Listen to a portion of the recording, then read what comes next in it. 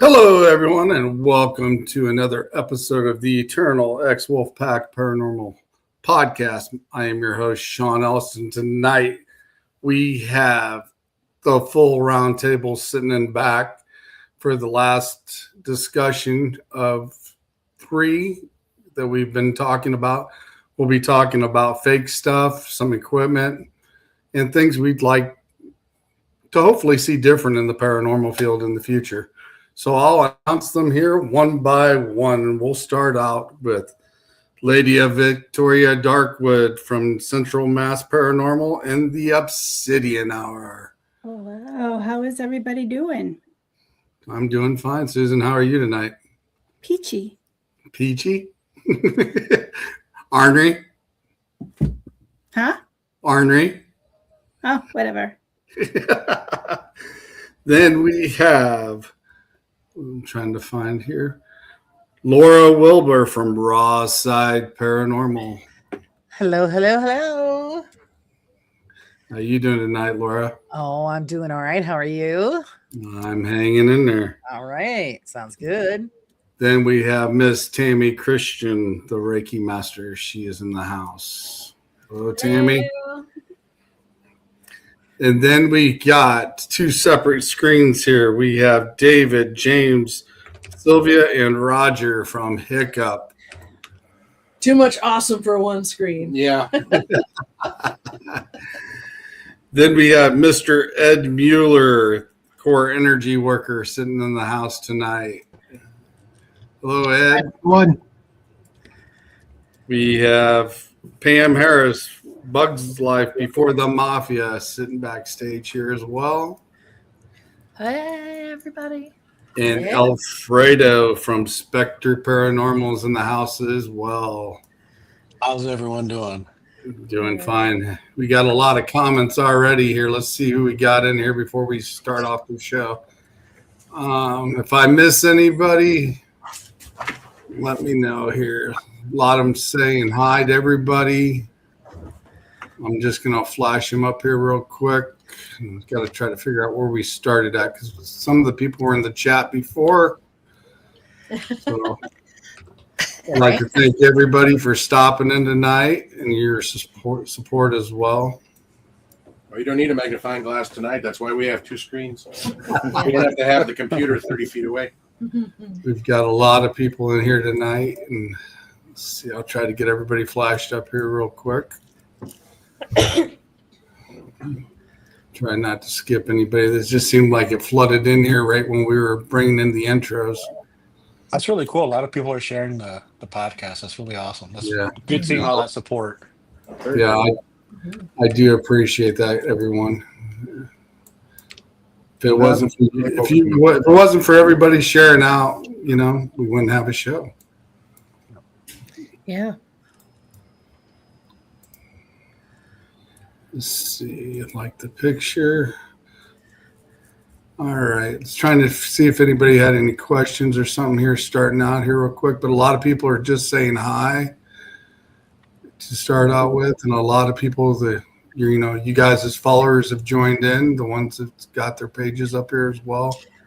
So let's see if I can go back and find that one and take that highlight down real quick. But tonight, I think we've all experienced this at one time or another, and we still see it from time to time. Fake. Fake evidence, fake stuff, and just to get the ratings. And what do you guys think about that? Let's start out with David and Hillbilly. Well, if you actually get into the paranormal field, investigating or just different parts of it, if you want ratings, you do certain things. But if you're in it for, like we are, you're in it for the science of it. We don't need the ratings. We don't care about the ratings. We do what we do, and that's it. And people enjoy what they see, all the better. But what you see from us is actual footage, not nothing that's been edited. I would agree with that. Yeah, the raw footage. Yeah. The bad thing, I can't say, I don't want to use the word hate because it's so strong, but it's really close. It's a shame that people do that because it just discredits the rest of us. And we have to just work that much harder to, bring good evidence. And it's a shame. The whole community as a whole, it hurts all of us. And Yeah, I think unfortunately, it can be better. Yeah, I think I speak for everyone when I say that paranormal investigation is so woolly, anyways. That and good evidence, really good evidence, is so hard to find that your reputation is everything. If you lose your reputation, or you get someone thinking, "Oh, your stuff is fake," that you're not going to get that back. 100%. Being able to fake stuff so easily too, it makes the hardcore skeptics that much more hardcore, and some of them can be so difficult to deal with as a result of it. And they're like, "Oh, well, I could do that with a computer. I could do that with string." It's like, yes, you could, but I got this footage. It's not fake. But there's so many fakes out there. Right. I think I would also say that I've learned a lot from all of you. But really, it's about, the research. It's not about how many ratings you have. And I think it's also about sharing your research with others. I mean, that's how we all learn from each other, and that's what it's supposed to be about. And, the paranormal community is so, I don't even know what word to use for it. Chaotic. Chaotic. Chaos. Dramatic. That's a good one. Yes, dramatic. I got a never few knew words. that there was so much drama. I could not believe it. It was really not what I expected at all, is the drama, because I thought that everybody corroborated, but they do not. Some people get really precious about their evidence. Yeah. And, the other thing is now we have AI. And so you really don't know what they're doing, honestly. Right. Because I see how there is AI out there. I see how AI it's definitely stepped up over the past year. First it was, the Photoshop, then there was the deep fakes, and now it's AI making these videos that look very convincing. Yeah. And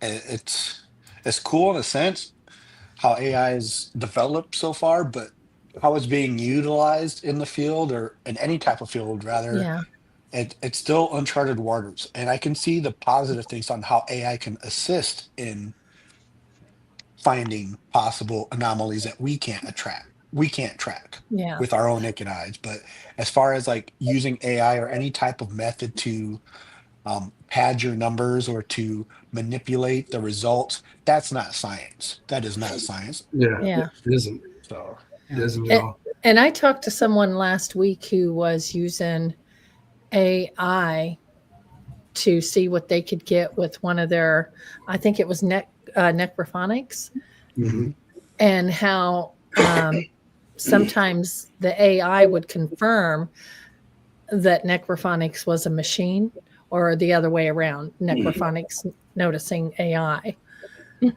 I thought that was kind of interesting. I haven't heard of anyone doing that yet, but I'm not too sure about it, honestly.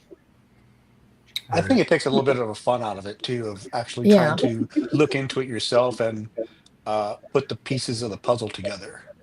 Yeah. Right. Yeah. Susan, your opinion?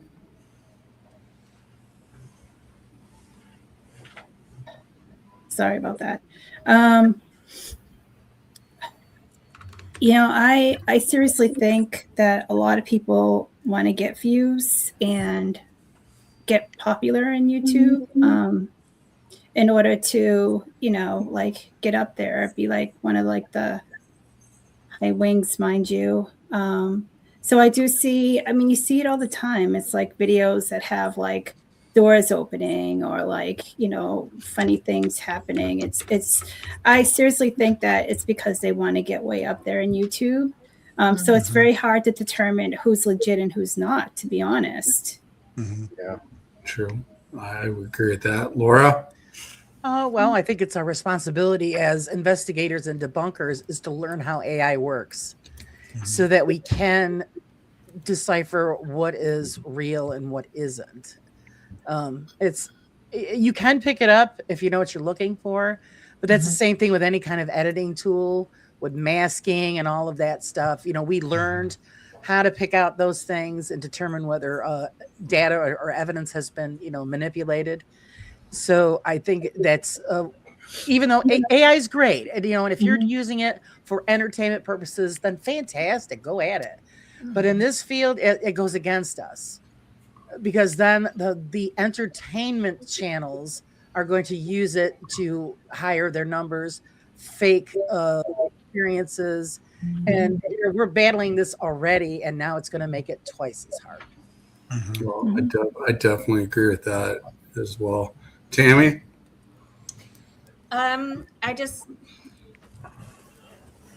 I feel like, the AI does create an issue. I do think that it might be interesting to maybe go at, maybe go in it trying to debunk the information, the beliefs of the place, because then the evidence that you find is going to be more real. Ed? Well, I have to agree with everybody. You're all right. I, for one, I'm the first to admit I've never watched a paranormal show in my life. But I've seen enough and I know enough that there's a lot of ego involved, and it's about the ratings. I mean, I enjoy when I work with Sean. I enjoy when I've worked with Tammy. I do enough on my own. And I'm like everybody else. I'm sitting there trying to debunk it until I can't, and then it's real for me. But we've got to be honest, and we have to step out of ego. Exactly. There's this time I brought up a photograph that could have been, doctored or manipulated in a way to make it look like there was something there. And when I brought that up, I was ostracized for wanting to debunk. I was publicly ostracized, and it hurt because I take this very seriously. And I looked to these people. I looked up to these people, and it was very hurtful that they did that in the public setting. And I had an opportunity to try to recreate these photographs, and they're very similar. And it was misleading how they would lead people on to make them think. They wouldn't fully debunk it, but they wouldn't fully dismiss it as this isn't paranormal, or this could not be paranormal, or this is how it could be faked. I mean, it was a little hurtful. So especially starting out in this field, when, like, I don't remember who brought it up earlier, how I wasn't expecting that in this community. I was naive to think, we were all in it for the same reasons, that we're all looking for truth, that we're going to debunk the heck out of stuff until we can't. But unfortunately, it's about, for some people, it's about being popular. It's about being liked. And it's not really about the spirits. It's not about the investigations. And it's not about truth. It's about popularity. God, we even know charity group about that. You can't let yourself fall into that. No. Yeah. So I'm at a point where, like, standing up. That's why I work on my own a lot of times. I work with other teams. I've worked with great teams like Eternal Paranormal is great. Illinois Paranormal is great. But there's times where I've worked with others that they weren't very honest, and I try to shy away from that because I'll be guilty by association, and I don't want that. So, I think the other thing also is being able to take constructive criticism, but also accept each other's opinion. So this is what you don't see a lot of, I think. They criticize you because you have a different opinion than they have, or, you know, but I think that's how we all learn from each other. I mean, how else are we going to learn from each other if we can't give our own opinions and accept someone else's opinion? You know, you have to be acceptable to those. Right. I agree with that as well. I mean, you got to be able to accept what somebody's telling you so you can understand it, to start breaking it down to find out if it's authentic or not. And the only way you can do that is start doing the research yourself and start breaking it down, and then talking to other people, you know, that has more knowledge than you in the field, or somebody that has that ability, you know, to start guiding you in the right way. But I mean, some of these YouTube videos, you know, there's just a lot of shim sham going on, and then not a lot of experience in some cases, the way I look at it. And TikTok too. Oh, that's a hot mess. I hate Mhm. One of the most refreshing experiences I ever had on an investigation was I was with a group in Gettysburg, and we were standing on Little Round Top, and one of the investigators had a FLIR camera and took a picture of myself and another investigator standing side by side, and there was me, and there was this other investigator, and then there was another shadow, another FLIR outline, a heat signature outline. And he looked at it, and we all looked at it, and we're like, oh, this is so cool. And then he himself pointed out, well, that's because the filters in the camera are offset just a little bit, and it's picking up, but it's putting the heat signatures where they shouldn't be.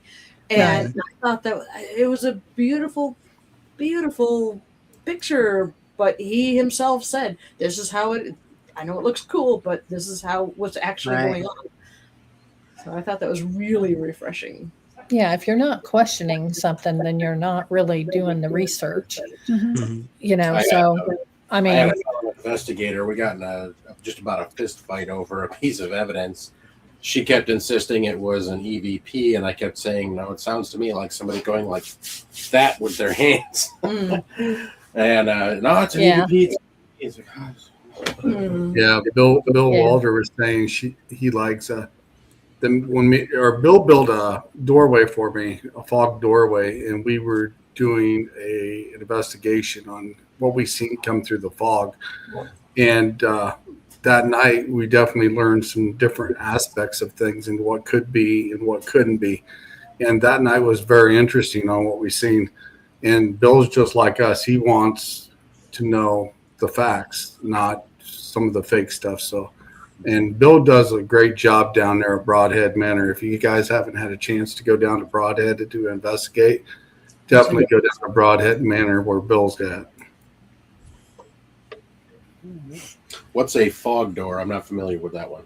I had Bill create a doorway out of PVC pipe. It had several holes in it, and it was like a doorway because we were curious to see if we connected a fog machine to that door, if the spirits could actually walk through it, because they're transparent. Well, the fog, if they were to walk through it, could we see them a little differently?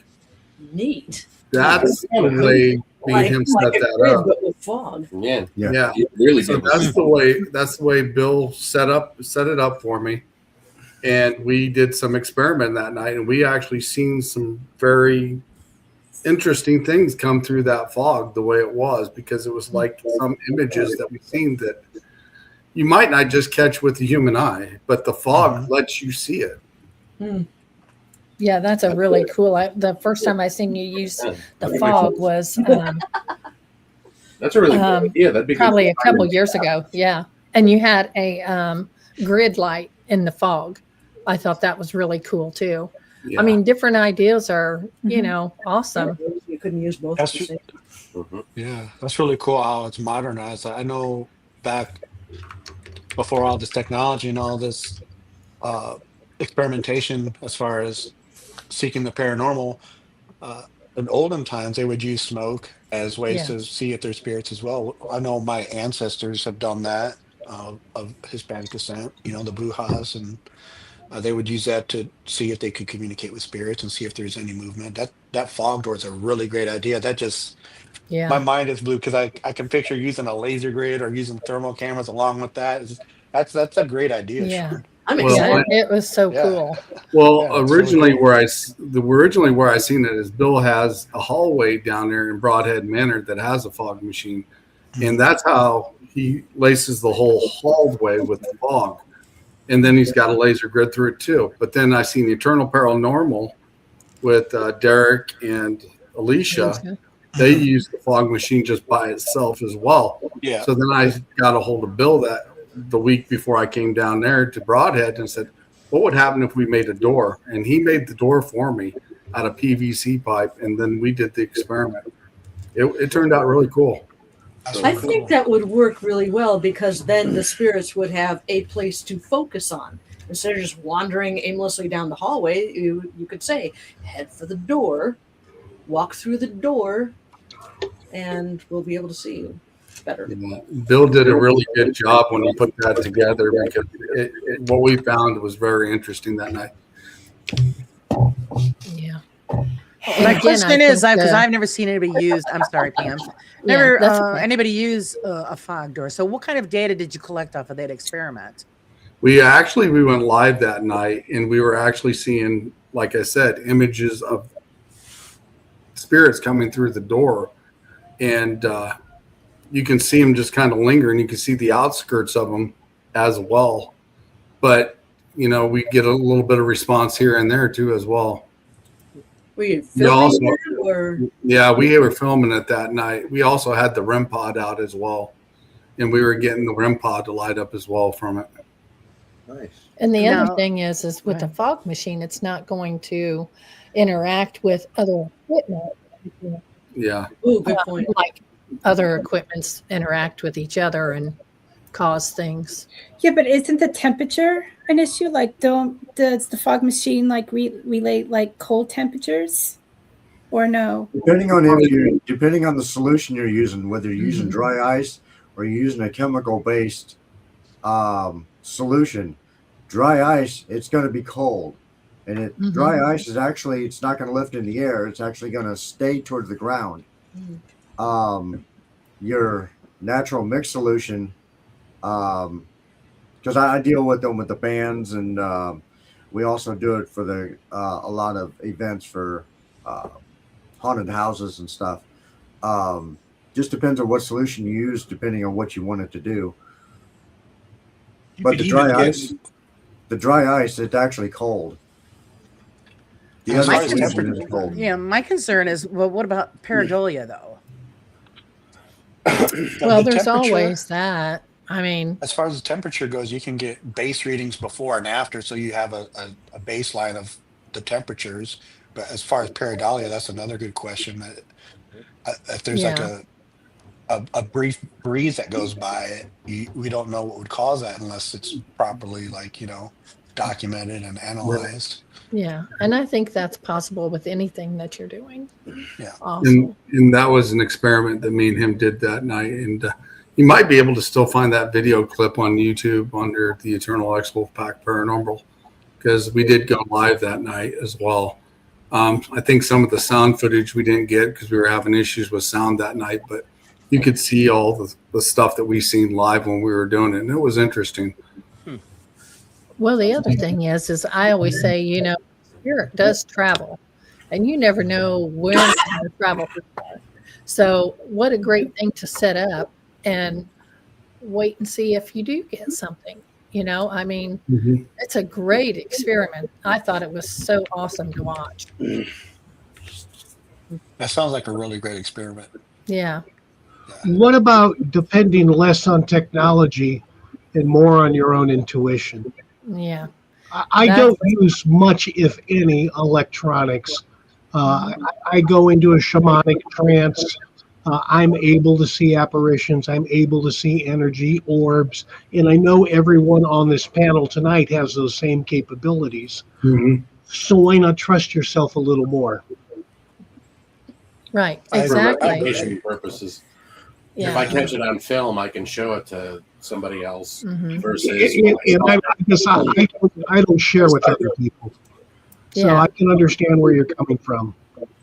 I'll share with clients, but when it's like for myself, I love just going in. I don't really document a whole lot, maybe take some notes for myself, but when it's for a client or for a location, I would want to try my best to document my findings either through my intuition or through, I want to back up my intuition Mhm. with the devices if possible. Yeah, and I think anybody could use their intuition. Everybody has it, whether they recognize it or not. Uh, you know, that's huge, huge. But there again, that's what you're getting, and Mhm. being able to prove what you're getting is another thing. It's whether these people have your trust or not, I think, because a lot of times there's so many things that you get, there's no way for you to prove it. Yeah. Unless you're matching up, with history that you don't know about beforehand. Now that's really interesting. So, I think things like that is what catches their attention. And I think that's why it's so important that the people that to keep your reputation, like we were saying earlier, it's so important that people can trust what you say, and your reputation doesn't get tarnished by just little weird things. That there's so many YouTube videos and stuff that every little piece of dust, that's an orb, stuff like that, and you just you have to look at it with a skeptical eye. Mhm. Sorry, my mouth's not working today. But just along with what Ed said, you're able to, your body will tell you what's going on. We all have ancient unlocked knowledge. There's a reason that we don't like to sit alone in the dark. Well, we do, but most people don't like to sit alone in the dark because you have that ancient knowledge that things in the dark used to eat us. Yeah. So your body reacts to all kinds of stuff, and like he said, that's a really good way to do it. But I think with the technology to back it up, even if it's just cameras or Yeah. or voice, but yeah, And the other thing is I'm not really out to know whether they believe me or not. That's for me. Mhm. I mean, honestly, if they don't, then they, whatever. My But I'm sorry. My validation is usually I call them the next day and ask them, "Well, did you finally get a full night's sleep?" yeah, And if That's they a say good one. yes, well, then everybody knows some energy moved. exactly. Right. Yeah, absolutely. For sure. So I guess my question would be this: for all the stuff that we see that's fake, should that be actually entertainment purpose and be marked different than the stuff that we're doing, because we're doing the research and we're doing the hard work when some of these guys are just doing entertainment. Well, that's what I Yeah, always and a call lot. them, entertainment Yeah. channels. Yeah. Yeah, Sometimes they do And- post as well in the beginning of their. and the other thing is they're always like, "I'm the first one to do this." Mhm. Does In that their matter? world. There was a show Yeah, a number so- of years ago on Discovery, so Discovery Channel, which this was when they were a little bit better than they are now. But they did this 2-hour long program about mermaids, real mermaids, Oh yeah, all presented as fact until like the last Yeah. 5 minutes when they're like, "Oh, this was all fake," and I was like, yeah. I mean, I could tell by your crappy CGI it was fake, but why are you presenting this as real? Yeah, Well, it's clickbait. I think a lot of Right. people like to be numbers. I That's think what a they're lot of people after. want to know Numbers. what's out there, but I think yes, there should be a direct distinction between this is real stuff that we're doing and this is entertainment. Being fully transparent. Be aligned. Yep. Right. Yeah. Mhm. Yeah. Even though some of them have put it in like maybe a small print and a description, but it's so minute that nobody catches it. Yeah. So they still Yeah. have, their backsides covered, but it's still they're presenting what they're doing as authentic. Yeah. And Yeah. it's And I very know- damaging. And I know some of us, on Facebook and YouTube, we've got to market as entertainment purpose, because otherwise they sit there and audit us all the time as well, because then you got people criticizing it if we didn't. Yeah. Right. Right. Well, they get away with it because they have the big numbers backing them. Exactly. That's why I said numbers. Yeah. But I think that he's right. Relying on your own intuition and learning from that and seeing where that takes you and what are you going to find out with that. I think that is, Ed's completely right. Yeah. Well, and I agree too that, you when you're doing your investigation, you determine everything with your own senses, very basic, minute equipment. The other stuff is experimental. Mm-hmm. You can only, you can't even justify your own experience only to yourself. Yeah. So, that's why, I never call anything paranormal because I can't prove any of it. None of us have actual documented 100% solid proof. Only our own experiences to ourselves. So until then, it's still all just a big experiment. And here's another thing. And trying to understand it all to begin with. Yeah. Are we professionals? In our own experiences, I believe so. But we're not professional. We try to be. You know what I mean? I don't think that there's, just because somebody does 20 years or 10 years, 18 years. I mean, they base their professionalism on that. And I don't think to me, that's not. I mean, we could be, professional in specific, areas. Yeah. Like, you got cameramen, or, you guys, have background in camera, electronics, EVPs, lighting, sound, whatever. Yes, there are professionals in those specific areas. Yeah. But as paranormal, none of us are professionals. No, I don't. Learning think so every day. either. We're certainly not experts. And I definitely agree with here, this nocturnal frequency. Steve. There are no experts or professionals, just students and learning. And Yes. every one of us is constantly learning. Yes. Yeah. We're learning something new from somebody or etc. But we're constantly learning. And when you stop learning, It's time to hang it up. Yeah, you're done. Right. It's time to put it away. Well, when you're not learning, you're getting a little cocky and think you know more than everybody else. Again, ego. Well, the other side of that is a lot of these people that are doing it for ratings and things like that. They want to boost their numbers, or they want the image.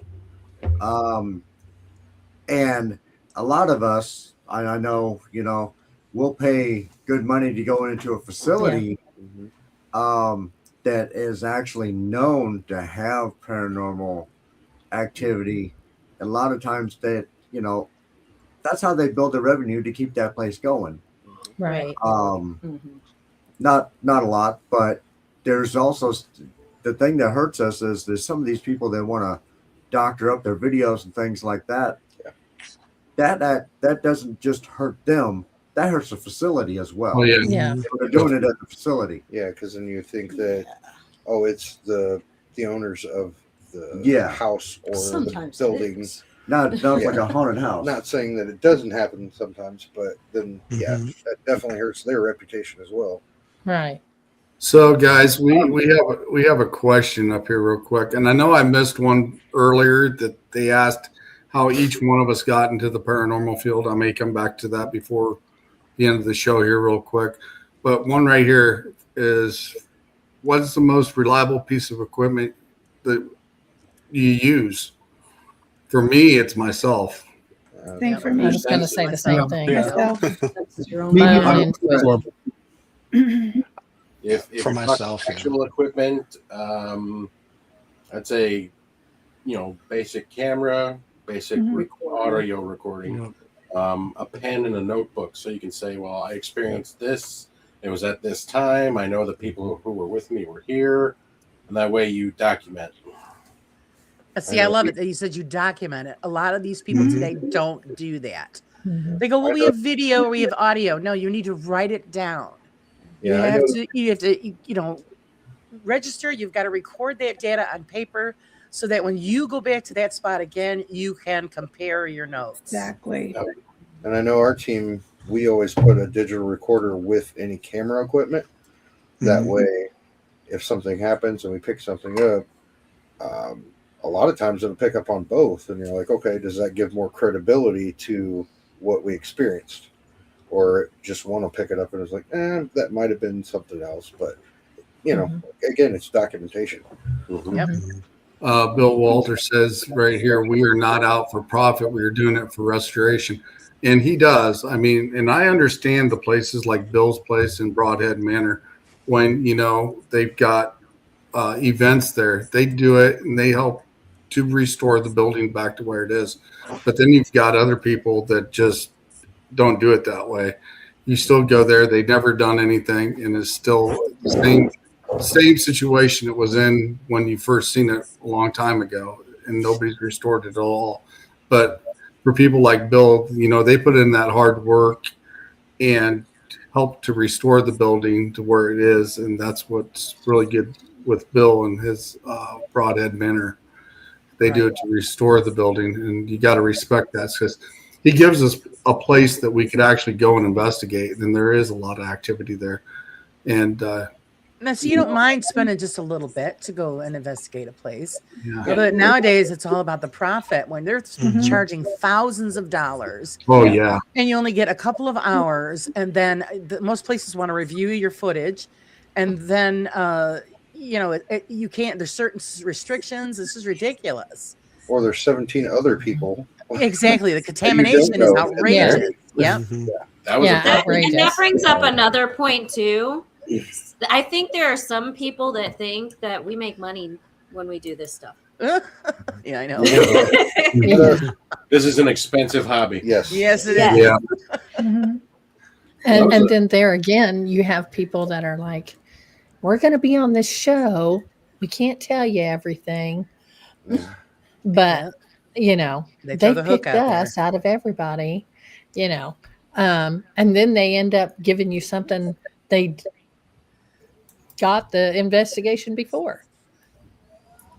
So, I don't know. Is that really what they're doing? They're entertaining. They're not learning, and they're not trying to help others. Atlantic Paranormal Society, when their TV show got really popular, is now everybody wanted them to come and investigate, even when the places were haunted and everything else, because after Taps had been there, now the place is really, really busy with all kinds of business. Yep. Hey, Jamie Lynn Killer. Yeah, and and they think that I feel like they think that they're better investigations than other people out there if they're on a TV show. Mm-hmm. Mm-hmm. We also all got to keep in mind that when you have a TV show, the whole idea of any kind of TV show is to make money. You have to bring in ratings. Yeah. You have to have money. It's all scripted. Coming in. Yep. It's about commercials and everything else that are playing during your show so you can bring in more revenue. And the bad thing about that is people are entertained, and that's awesome. But it does take a lot away from what we're trying to do. Exactly. And because it's just like going fishing or hunting or anything else. There's times you go out and you ain't going to get nothing. I mean, as you're sitting in the boat or whatever, just looking at each other. Yeah, like every time I go fishing. Having a nap. And that is nice peace and quiet for a night. Yeah. Bill's got a statement here, and I know Bill personally. Like I said, no one is a celebrity with us. Everyone gets treated the same, and I will go out of my way to accommodate everyone's needs. And Bill does. Bill is an awesome guy. So, like I said, if you got a place you want to go check out, Broadhead Manor, and Bill, he does everything he can to help you out. He's awesome.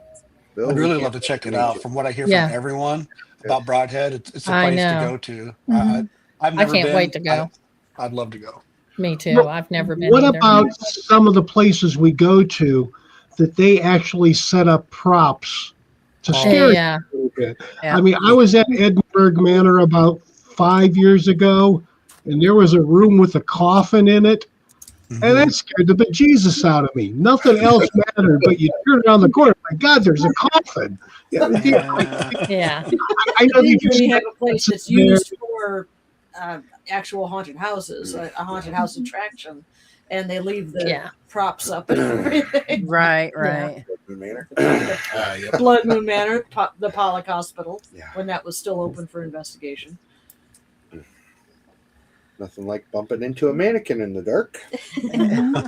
Absolutely. Thank As you, long as it There's a Bill. lot of bump prompts, and there's several places that have prompts like that. Yeah. Yeah, I know. I know Broadhead Manor has got some props. I should say they've got an embalming table that they've actually got from the morgue there in the area, and most of the people that's in the cemetery has been buried there.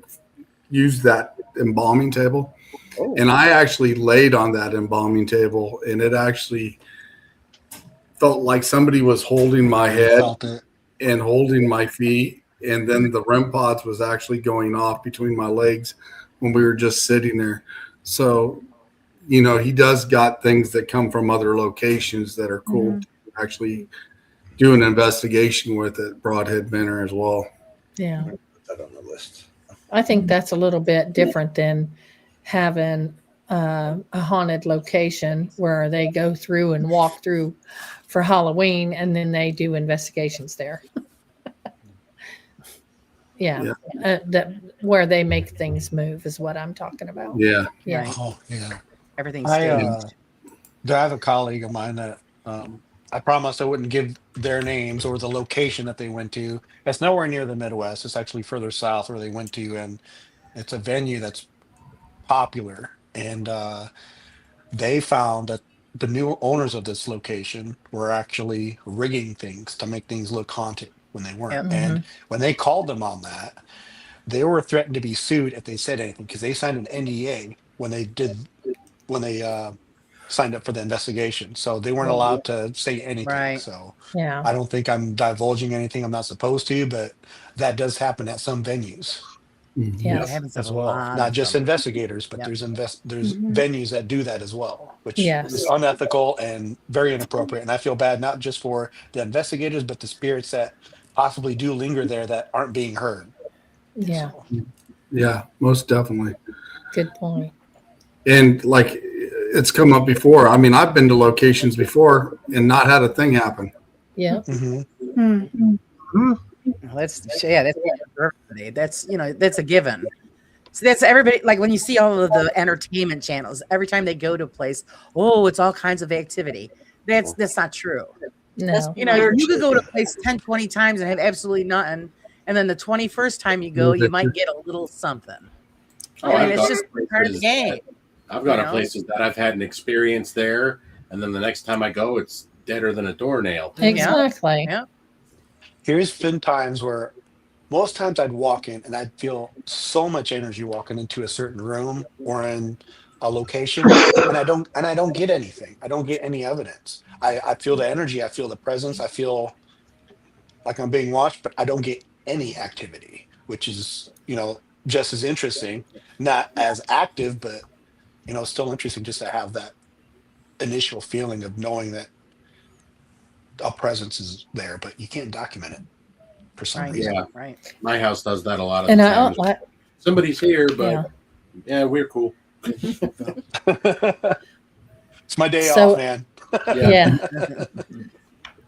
So let me ask the panel what you think about mediumship in the paranormal. Thank you. I'm very skeptical of it, honestly, and I'm a practicing witch, and I'm still skeptical because I've met a lot of people that do it just for attention. Exactly. Yeah. Well, and I So- think that a lot of the people that are true mediums, I think a lot of people that are true mediums, they are a little like my son is a medium. He is afraid of it. He does not like that gift. He is not going to go out and tell everybody he's got that gift because he tries to block it. Excuse me. I think when you're around certain people, you can definitely read them, and some are well protected where you can't read them. But there is also a time and a place for that, and you should get permission before you start reading people as it is, Right. instead of invading their privacy as well. But there has been places that I have been to, and they would tell me something, and I'm just kind of shaking my head after I walk off. I'm like, they're just doing this for attention, and that's not good. And then I've seen some extraordinary things that's happened with people I've been around that has nailed it right on the head. Right. I think I've it's had kind of my- just like everything else. I mean, Yeah. I think there's definitely something to it. I believe there are people that can do it, but I don't think that every person that says it is. Like, few of you have said, a lot of people just kind of crave the attention of it. Yeah. Yeah. And I don't know. It's but I'm naturally skeptical anyways. So I definitely believe that people out there do have the ability, but the number of them is much smaller than what I've encountered, I think. Yeah. Absolutely. I've had my personal experiences of mediumship that I can't explain, that I've been trying to look for mentors that can help me explain through this, because it is scary. Like your son, I grew up my entire life having these instances where I'd have to be sent to doctors because even doctors couldn't explain what was happening, and I'm trying to tell my mom or my dad's like, I'm seeing Sandy's here, she's talking to me, and they won't. Or when I would go in a trance out of nowhere, I do have narcolepsy, so I am prone to, I can fall asleep anywhere anytime or put myself into a trance, but there's been times where I woke up and not remembering the last 10 minutes. And there's been surveillance videos where I'm at work where I have moments where I'm in a trance, and um, I have a gap in memory for about 10-15 minutes or so, and I don't remember doing something, and my boss would say, hey, you left the front door unlocked all weekend. I said, no, I've got a routine. I'm pretty sure I locked it. I have a specific routine. And he shows me the surveillance video, and I didn't lock the door, and I left it open. It was something that I had no idea I did. And trying to find someone who has those same experiences is very hard, because I hear people say, "Oh, I'm a medium, I'm a psychic," and I honestly go to them for advice and guidance, and I find out that they're full of crap.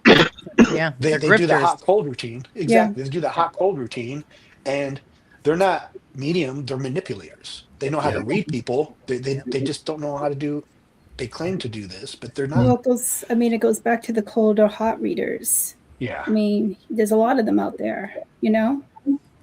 Yep. I just don't think that a medium's going to walk into every investigation and get something every single day. No. Exactly. Yeah, no. There's just, I mean, and even if you do get something, it's not something that you're going to spit out, because it may be private. It may be private to the person you're with. So I just don't see walking in to every investigation and just walking through the door and automatically having something. And, there's just some things you have to weigh out before you even say anything. Right. You know, I mean, I have to laugh. I have even exhibited some kind of medium ability I can't explain. I've connected with people and said what they were thinking. yeah, I do it to her constantly. yeah. I'll say something to go, dude, get out of my head. I don't even know how I'm doing. Well, I do the same to you. True. Yeah. Not as frequently, though. Like a labyrinth of corridors. Yeah. These stairs, they just don't go anywhere. It goes right up to a wall on the ceiling. That's it. But I also think if you have that energy with a certain person, Yeah. or that connection, it's a lot easier. And you do those things. You can actually tell what they're thinking before they do it, or vice versa, because you're around that person all the time. Right. Definitely. Ed, you got a theory on this? Quiet down there, Ed. Yeah, No. he is. In the corner. Ed in the corner. I connect with spirit all the time. That's basically what I do. I don't consider it mediumship. I consider it, I go into a shamanic trance and I retrieve the information that people are looking for. Sometimes it does come from somebody that they knew, a grandmother, a grandfather, a child. I don't claim to be a medium. And like Alfredo, sometimes I don't know where the information is coming from. Right. Yeah. I don't let myself get in the way of not sharing it with somebody. Right. I have a question for you, Ed, because most, when you see the mediums on television or wherever, and they say, "Oh, well, I'm getting somebody, and the name starts with a J." Why is it if they're communicating with that spirit, they don't have the full name? A lot of times when I receive information, it's in a way so I can understand it and share it more fully with an individual. So I may not get a full name. I try to stay away from names. I can sometimes get a relationship. Is it a masculine energy? Is it a feminine energy? Who's the Long Island medium? What's her? Oh, the big Yeah. poofy blonde. Yeah, His hairdo there. I went to see Teresa. her, and quite frankly, she does it exactly the same way I do it. I retrieve information in a way that I can more fully explain it with the person I'm working with. Is that mediumship? I don't know. I would never claim to be a medium. Yeah. I'm an I don't- extra large. I don't like titles. We have a question here. It says mirrors are a thing. What are your views, please? Mirrors are a thing.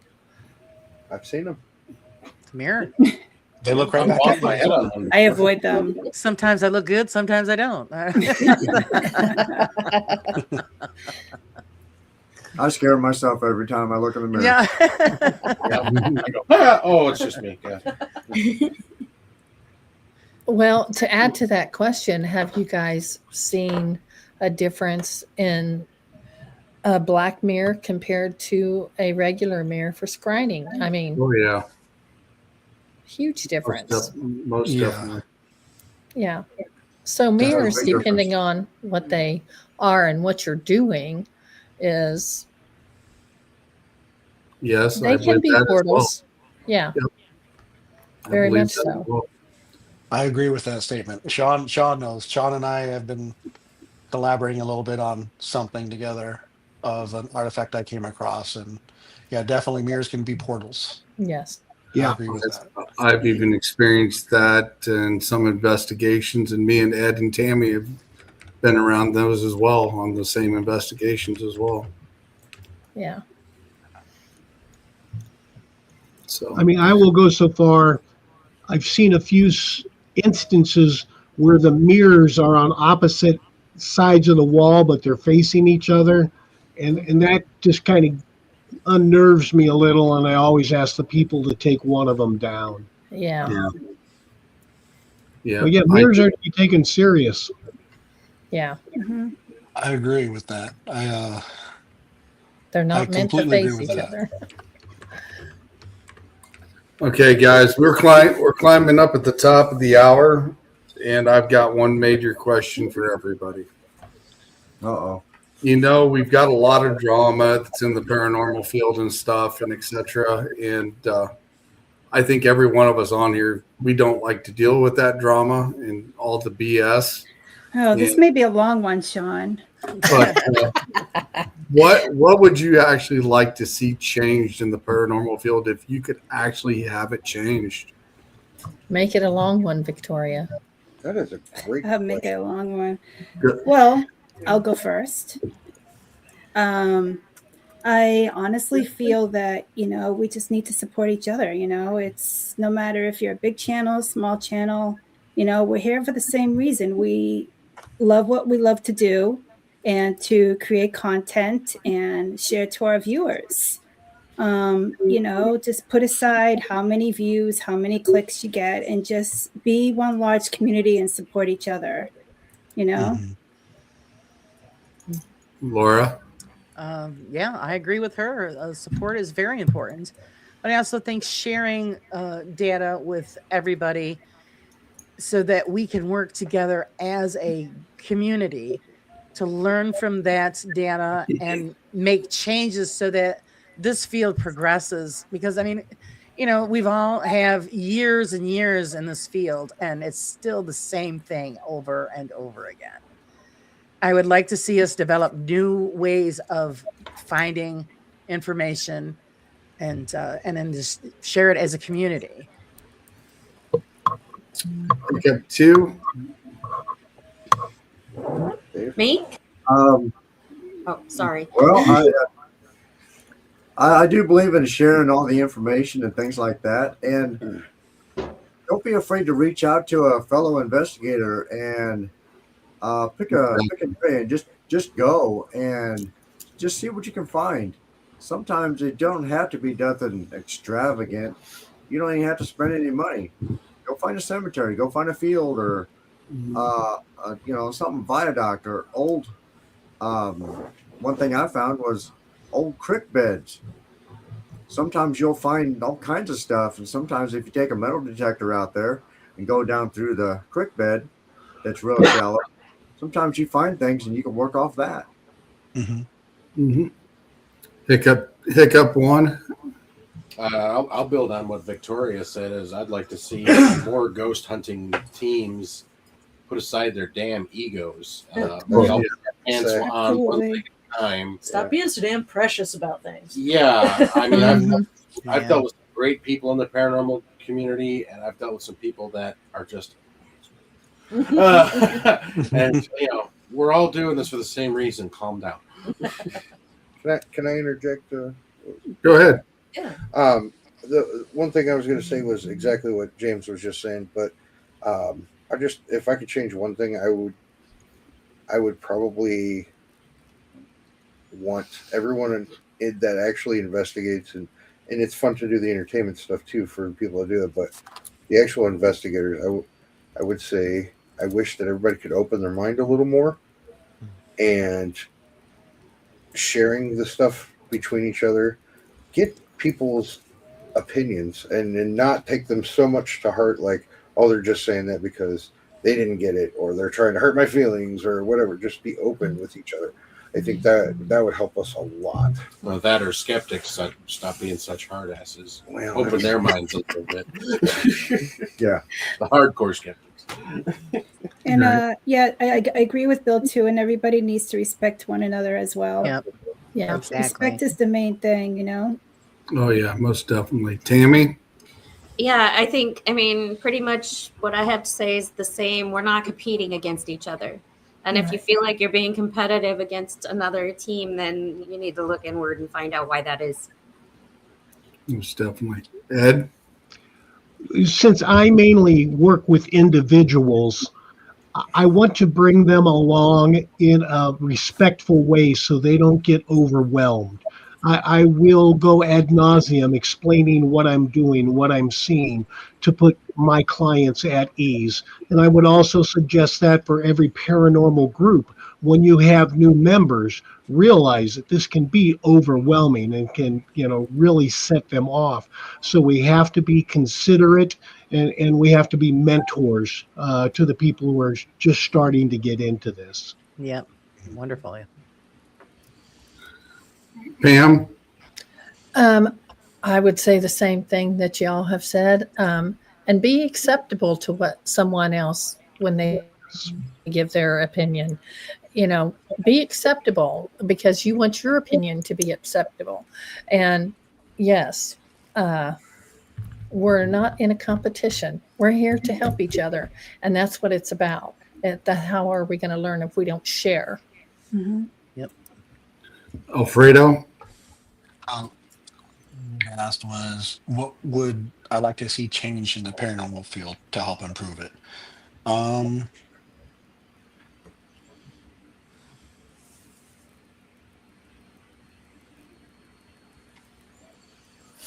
can't change people. All I can do is change myself. And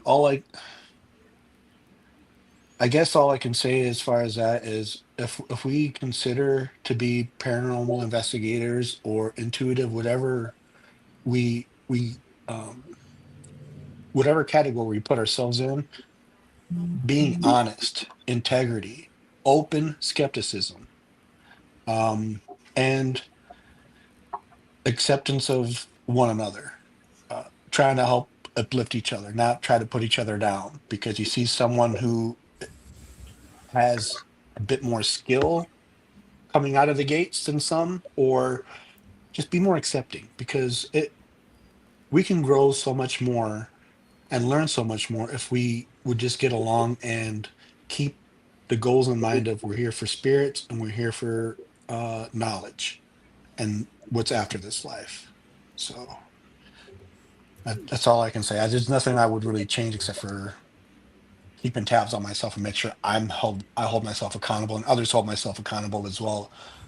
You guys can quote me on this. If you see me straying away or making stuff up, call me out. Like, please. Like, I always encourage if you see something, say something, even among my peers. Give you a good shake. Like I said, I definitely agree with each and every one of you on these subjects and topics as what we talked about tonight. Just respect and being able to learn from each other and be able to share that knowledge and, learn from each other, because none of us know every answer. And reaching out to somebody's not going to hurt you. It's not going to make you feel stupid or dumb, but they're there to help you. I mean, everybody on this panel, I would reach out to you in a heartbeat with a subject if I come across it. You guys have all earned my respect in one way or another, and I've had several other teams that are the same way that I've worked with, and I'm more than willing to help anybody, just like you guys are. So, yeah, definitely ditto. I think that should be more in the paranormal field of helping each other and sharing that knowledge, because then we can move on to the next levels. Right. So that's definitely for sure. I know one thing, guys, it is at the top of the hour. I would like to have each one of you say how you could get a hold of each and every one of you, and et cetera, because we've had a couple people ask how they get a hold of you. So let's start out with Lady Victoria real quick. How do they get a hold of you? So I'm on Facebook, TikTok, Instagram, Podbeam. I have a show Friday evenings. I want to try to do it every Friday evening at 5:30 p.m. Eastern Standard Time, the Obsidian Hour. And of course, I have my YouTube channel, so I'm everywhere. Laura? Well, of course, I got the Ross Side Paranormal channel on YouTube. You could find me on Facebook as well. All of my emails are all listed there. You find me on the morning shows, Monday, Wednesdays, and Fridays. And I do a Wednesday evening show as well. So if somebody's looking for me, that's where you're going to find me. Hiccup? We're primarily on Facebook, Heart of Illinois Center for Unexplained Phenomenon, Hiccup. And then we also have an email, hoiunexplained@gmail.com. Pretty easy. Or if you see one of us walking down the street, most of our vehicles are pretty loud and noticeable. Just ask, hey, what do you do? And those of you that know me and stuff like that, just feel free to call me anytime or send me a message. Yep. I've got a presence as well online, sylviaschultz.com, SHULTS. On there you can find information about my books. You can find information about my podcast show, Lights Out. So it's all there at sylviaschultz.com. Tammy? I don't have a paranormal group that I'm a part of anymore. I've kind of backed out of it. But if you have any questions, I am Tammy Christian on Facebook. Just make sure you send me a message so I know it's not somebody trying to hack my account or something. Well, Tammy, you're still part of the team, my team. I have been out of the loop a little bit. Ed? I'm on Facebook at Core Energy Work, so feel free to instant message me. Yeah, and like I said, I see Tammy and Ed all the time, and I know how to get a hold of them as well. Pam. I'm not on a team either, so you can send me a message on Facebook, like Tammy said, just so I know, or you can get a hold of Sean. He knows how to get a hold of me, or Susan. And Alfredo.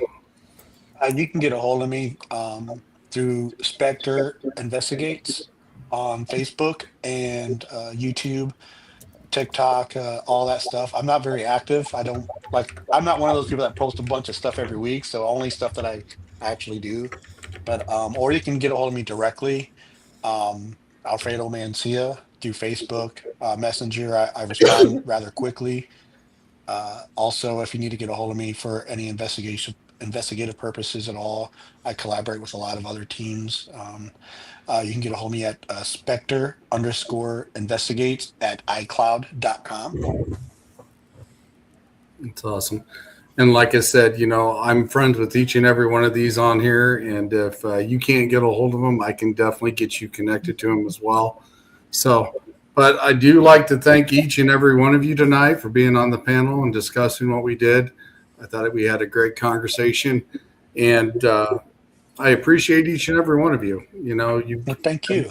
Thank you, Sean. Thank you, Sean. For having us. Thank you very much for having us. So Most definitely. And, I've learned or I've met a lot of great people doing podcasts and teamed up with a lot of teams and a lot of great teams as well. And I've teamed up with Ed before. I've teamed up with Tammy before and Alfredo and Pam as well. They're great investigators. Definitely check them out. And I will be teaming up with Hiccup here in the future as well.